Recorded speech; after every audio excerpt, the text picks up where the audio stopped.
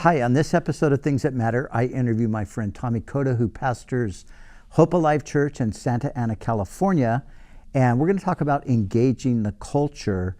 And in his case, he's engaging a gang culture, a culture that I think you're going to find quite fascinating, especially how God is opening doors in the inner city. So stay tuned.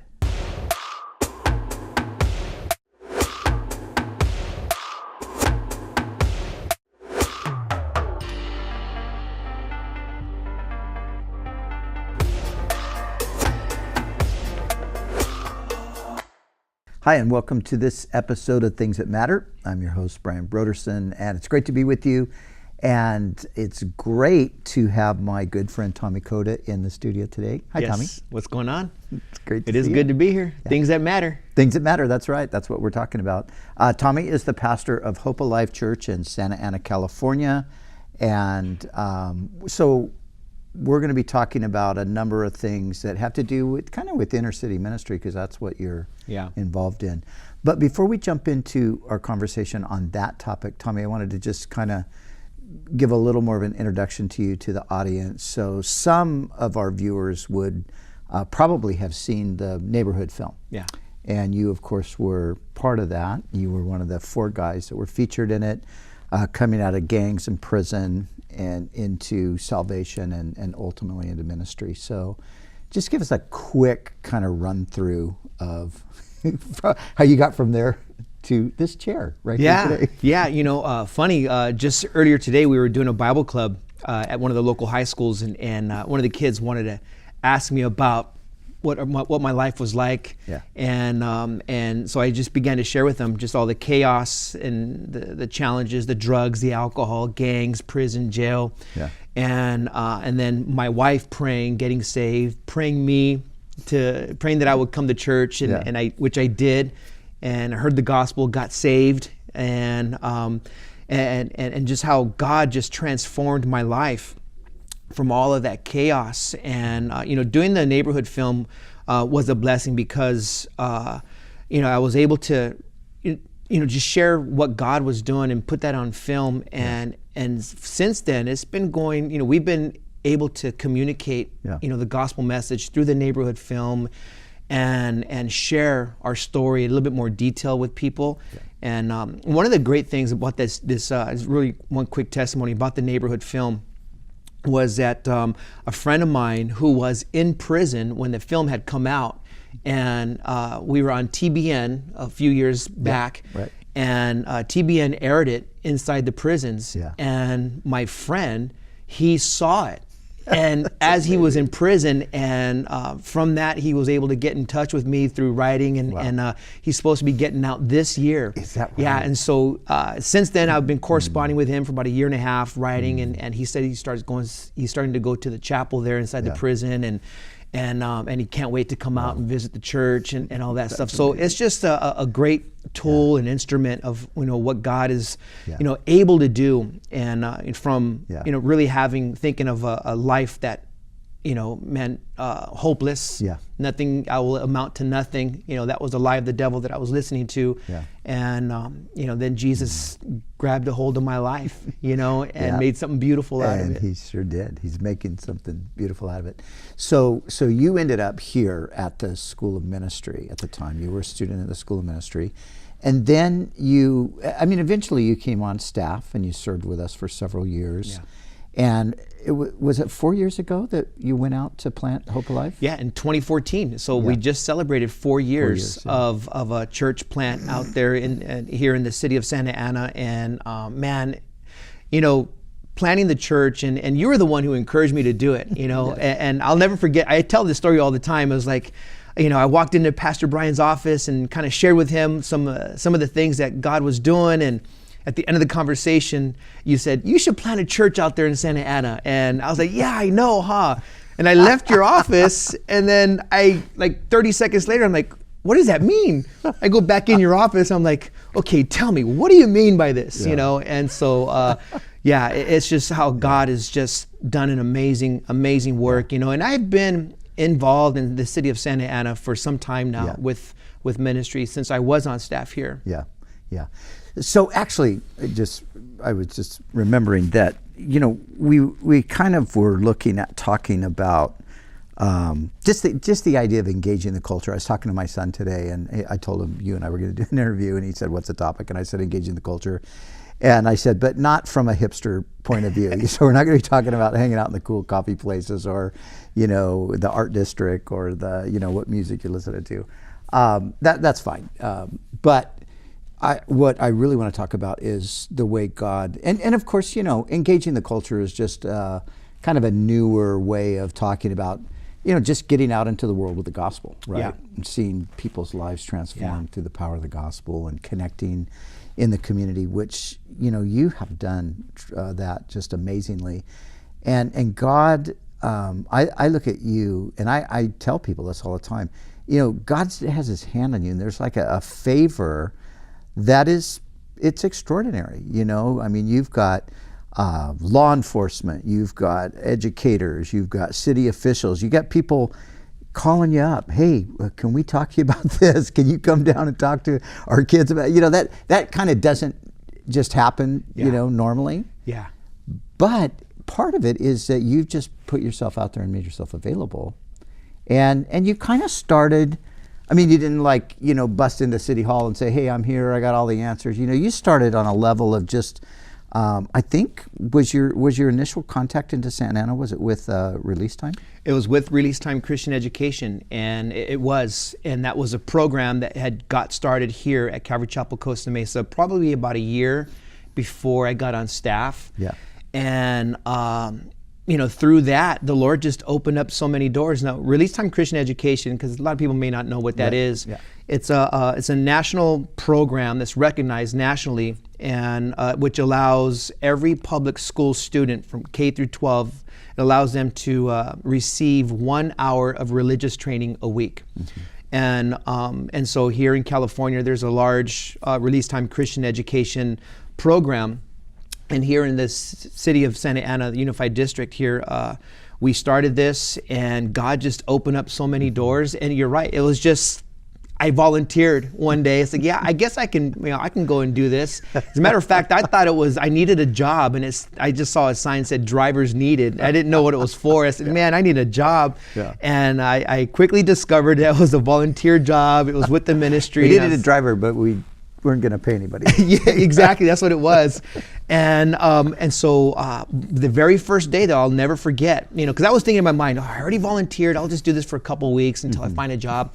Very first day, though, I drove, it was a mobile classroom, and drove it to this school. We parked it, and about 20 kids just come running out to me, all these 4th and 5th graders, and I'm like tripping out. I'm like, what in the world? What do these kids want? And they're like, hey, are you our new teacher? What's going on? And they're reciting Bible verses and everything. I'm like, oh man, get in here, and that was the moment I fell in love with, just doing this program, this ministry.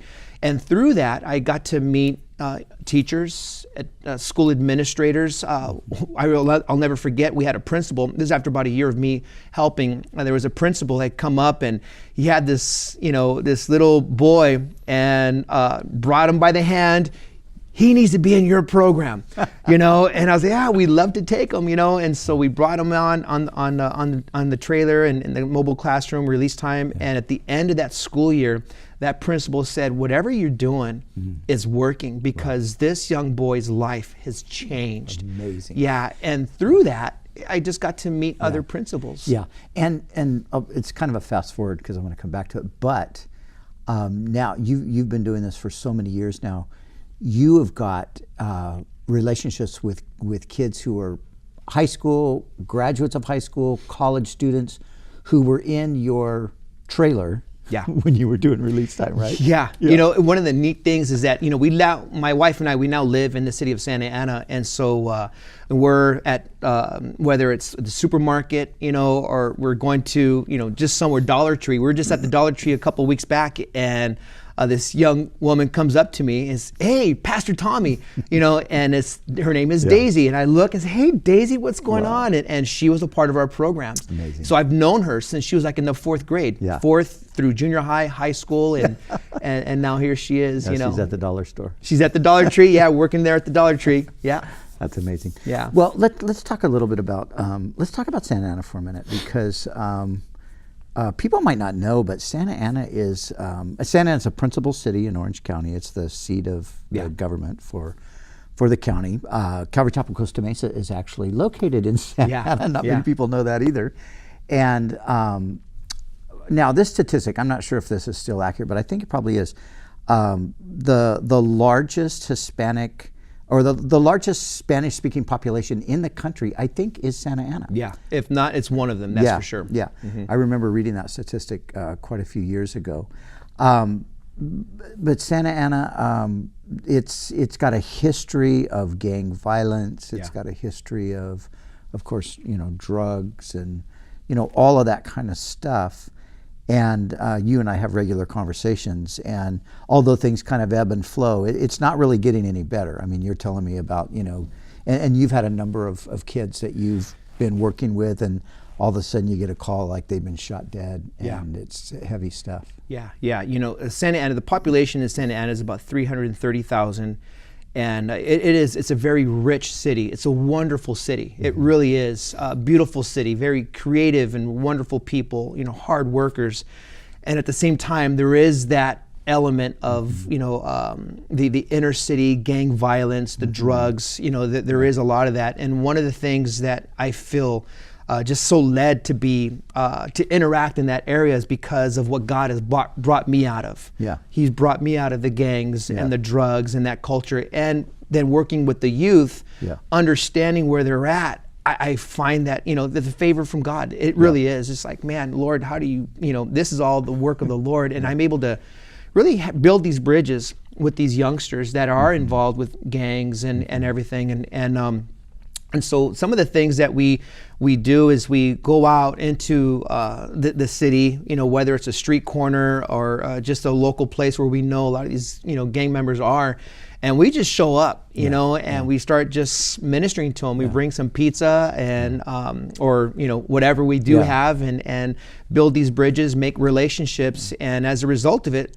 not all of these kids are wanting to be a part of church or want to listen to us, but there's a handful that do, and as a result they come to church and we build up this relationship. And there's a couple years ago, this one young man, he was 14 years old. He had just turned 14 years old when I first met him, and brought him to one of our concerts that we were doing, and him and all his homeboys, they're all probably about 15 years old, and this one kid, he kind of just really took a liking to us and to me especially, and just loved on him. And one day he was a part of our church. We'd pick him up and he'd be a part of our church, help set up and everything. And one day we were going on a men's retreat, and he wanted to go. He wanted me to pick him up from school so he can ditch. And I was like, man, I can't pick you up from school. You got to go to school. He wanted to go with us to the mountain for the men's retreat. And so I told him that, hey, we're a couple of weeks, I'm going to go back up the mountain for a youth retreat, and I'll take you with us. And that night, that Friday night, he got murdered. His name is Henry, and really kind of just devastated me. Really, and it brought this like the Lord used it, really did. He used it in my life and to minister to so many others, but inspired me more like, this is why we're here. We don't want to see no more Henrys, and that's just one story. There's a handful of this tragedy like that. And I wanted to just add there, because as you're talking about you and Gabriel and the different guys that go out and hit the streets, you guys are taking a risk. It's not like some guys might not just drive by and decide to pop you as well, but you guys are taking a step. You're going out there, you're trusting the Lord, and you're engaging these young guys, and that's awesome. Now I'm thinking about the guys that are the ladies, people watching us today in this broadcast. So you started out, like we already mentioned, you started out with Release Time. So you just started taking little steps of getting involved. And as you took those steps, the Lord opened this door, and then He opened that door. Recently, you have actually become a consultant. You were approached by the officials. They said, hey, we want to bring you on as like a part of the team in the community to Yeah, with the Orange County Department of Education, just with our involvement, not just with the schools, but it was with the city and really wanted to engage with the part of the culture that's, got the drugs, the gangs, and really the times of crisis. Yeah. And so Department of Education here in Orange County, recognized that and first asked, hey, we would like for you to come on staff, and with us at Orange County, but because of my record, I wasn't able to do that. And that's a whole nother story because we're in the process of getting that cleaned up and everything. Yeah, so, but they were able to have some loopholes where I got contracted by the Orange County Department of Education to do that very thing, to bring awareness and interact with young people and their families. It's not just the kids, but it's the whole families that are in a time of crisis, and it's from suicide, gangs, drugs, just challenging things that their families are going through. So it's been a blessing. Yeah. So basically, you just kind of walked through the open doors. You knocked on some doors. Again, I remember conversations, where you would specifically feel like you needed to go talk to that principal. There was something happening on a campus, and you just felt like, man, I want to go. And so you took that step, and then God, honored that. Yeah. And we were just yesterday. We were some friends from up in LA, and both you and I were having a conversation with a mutual friend about. He's looking at you going, I want to do that in my city. Yeah. And I want, and he comes from the same background you came from and all of that. And it seems to me, because we hear so often, well, the church can't do this and Christians can't do that. And no, we can't go over there, and church and state separation, all of that stuff, which of course is, it's a reality. But God just seems, there's those times and places and people where he just steamrolls over all that and just says, I'm going to put my people right here, and we're going to do something. Yeah, so in the conversation I had with a friend of ours yesterday, he was saying that there is an opportunity, but he felt like, every time he would go, he would just kind of be limited of what he was able to do. And I said, you know what, bro, your foot is in the door, whatever you're limited to do, just maximize that moment. Yeah, because the more you're there, that consistency of being there, God's going to open doors. Sooner or later, that person's going to say, hey, you know what, I can't be here the whole time. Can you take over? And, that's how the Lord has worked in our lives as well. It's just the Lord opening up those doors wherever it may be. And we're saying, let's just start here and see what happens. And that's one of the things that I always encourage people. Whatever the Lord opens, just, go through and God will then direct that path. Yeah, and not everybody is going to go plant a church in a city like you have done. But you didn't start by planting a church. You started, like we've already said, with just this opportunity, this release time thing. You weren't even quite sure what it was. You just felt like you should go out and volunteer. And wow, who would have ever guessed at that point you're going to be pastoring a church in the community? But tell us a little bit about, because there's guys that are planting churches or wanting to plant churches. Tell us a little bit about the church plant and just your heart kind of behind, what you're wanting to see God do through the church and the community. Yeah. Well, one of our mottos for the church plant is in Santa Ana, for Santa Ana, and from Santa Ana. So God has really given me that heart and that passion. I'm not born, wasn't born and raised in the city of Santa Ana. So many people think, oh, you're born and raised in, no, I'm not. I'm actually born and raised in LA County, but God brought me here and he gave me this heart and this passion for the city, for the community. And, so as that, my heart was just really being developed by the Lord, for over a decade in the city of Santa Ana. He gave us this opportunity to plant this church, and our whole vision is, reaching the community, every aspect of the community, not just those that are hurting and challenged, but those that are like-minded with us as well. And there's also a Vietnamese community in the city of Santa Ana, and so that's one of the things that we really, have been praying about is like, how can we reach, our Vietnamese brothers and sisters in this community, and so Yeah, it's a multi-ethnic community. Is. It's not just. Yeah, it's not just. It's primarily Hispanic. Yeah. But there is a community with Vietnamese and also a Black community that's here in Santa Ana. And there's a white population. White population. Yeah, so we're just doing everything that we can just to really get involved with the city, and that also entails working with city officials. Yeah. And that's been a blessing because. Again, just the kind of life that I do come from, I would have never dreamt that I would be, having lunch and on first name basis and friends, not just with city officials, but with police commanders, commanders in the police department. And it's Those just guys like, were formerly your arch enemies. Yeah, it's so funny because we'll sit and we'll have lunch and my friend, he'll be in full uniform and everything, and I'll just like start laughing. He's like, "What are you laughing at, man?" I go, "Man, if only my homeboys can see me now, But it's just a sweet relationship that we have, and the heart and the passion that we have for God, for the city, what we can do, and so just putting our hearts and our minds together to see, well, what's the Lord wanting to do today? Yeah, and undergirding everything, you're driven by the gospel. You're driven by the desire to share the gospel, see people come to Christ, but you're doing stuff that's not just exclusively. It's not like everything you're doing, you're out there preaching a sermon, right? You're just doing all kinds of stuff. You're just doing what needs to be done. Yeah, and I think it's just kind of when you look at when Jesus, he was always there not just to like preach the kingdom of God, but he had this compassion. Yeah. Wanting to heal people, wanting to meet them where they're at, wanting to extend mercy and lend that hand to them. And I feel like, that's the heart that we have as, not just me, but everyone there at our church. And we just want to, what can we do to help you, and many people know this.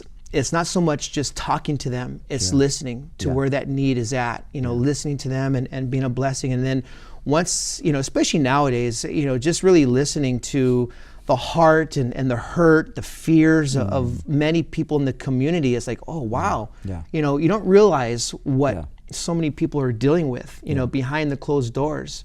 Yeah. And so it's one of the things is that, just really working with a lot of youth that, during the week, Monday through Friday, we hear, I get to hear a lot of these, the fears a lot of kids have, because not all of these kids were born here in the United States. Many of these kids were born, outside the country and came here when they're like, 2 or 3 years old, and they're doing well in school. They're a part of their athletic team.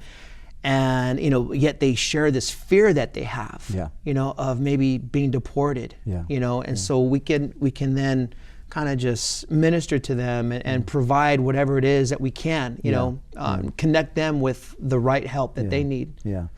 And when you and I had a conversation about that a while back, it was really, and it was a group of us, we were talking, and it was really kind of, it was an eye-opener for a lot of us, I think, and a bit of a shock, because you look at all the the policies of the government, you look at immigration and all of that, and obviously a country has to have rules and all, we get all of that, but it's easy sometimes to just get caught up on that level of it, and when you were sharing that stuff, it was like, whoa, there are like people, human beings right here, teenagers who are scared for their lives to think that, hey, I never lived in that country and they're telling me I'm going to have to go back there. I came here when I was 2 years old. What am I going to do there? I don't even know anybody, So, I mean, I think, for myself and the other guys, in the room that day, I know I walked away with just a fresh perspective on,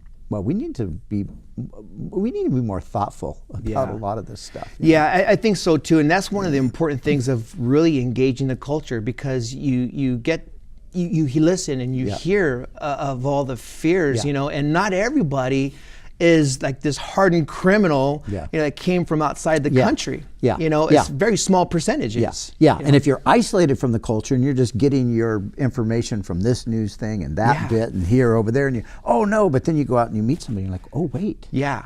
It's a totally different story, and that's why I feel it's really important to just be involved in the community, not just within the walls of the church, but get outside the church, go and walk on the street corners, listen to the people, go to the laundromats, maybe a coffee shop or a laundromat, but that's a good place to engage the culture down at the laundromat.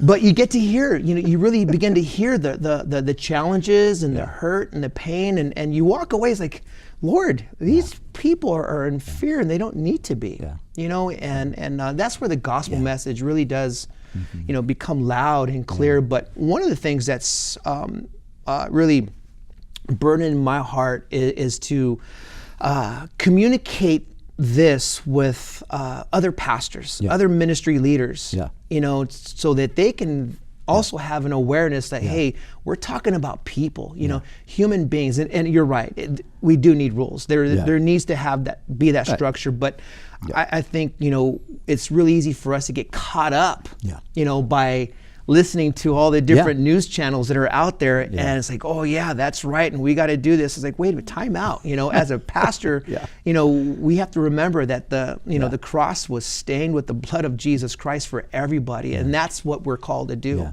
Yeah, right. I mean, let's face it.